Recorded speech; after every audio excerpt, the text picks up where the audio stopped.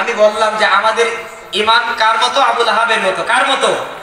কারণ আবু লাহাব আল্লাহর নবীর জন্মতে খুশি হয়ে নিজের গোলামকে আজাদ করে দিয়েছিলেন, মুক্ত করে দিয়েছিলেন। জানেন আপনারা, আল্লাহর নবী জন্ম হয়েছে, এই সংবাদ যখন আবু লাহাবের কানে গেল, আবু লাহাব নিজের গোলামকে আজাদ করে দিলেন।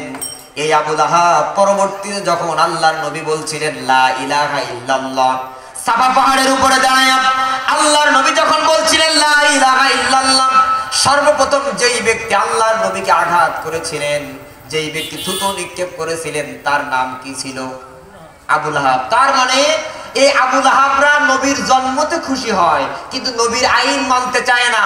আমাদের বাংলাদেশে বিগত 17 বছর 15 বছর ধরে দেখেছি নবীর জন্মদিনে রাষ্ট্রীয়ভাবে ছুটি ঘোষণা করা হয়, ঈদে মিলাদুন নবী পালন করা হয়, কিন্তু যখনই বলা হয় নবীর কাছে আসা এই কোরআন ওই সংসদে বাস্তবায়ন করো, ইনিল হুকমু ইল্লা লিল্লাহ, জমিন যার আইন চলবে তার, তখনই তাদের উপরে চড়াও হয়, নির্যাতন করে, ফাঁসির মঞ্চে ঝোলায়। কথা বলেন ঠিক কিনা?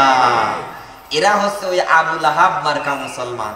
এই জন্য আল্লাহ তাআলার কাছে আমরা দোয়া করি, হ্যাঁ আল্লাহ, গোটা পৃথিবীর এই মুসলমানদের ক্রান্তিকাল, এই সময় থেকে বেরিয়ে আসতে মুসলমানদের এখন একটা ওমর প্রয়োজন। আল্লাহ তো বলেছে আর তোমাদের যুগে আমি নবী আর রাসূল কখনো পাঠাবো না, কিন্তু একটা ওমর যদি আল্লাহ তাআলা এই যুগে দিয়ে দেন, তাহলে এই যুগে মুসলিমদের আবারও বিজয় হবে ইনশাআল্লাহ। এজন্য আমরা আল্লাহর কাছে দোয়া করি।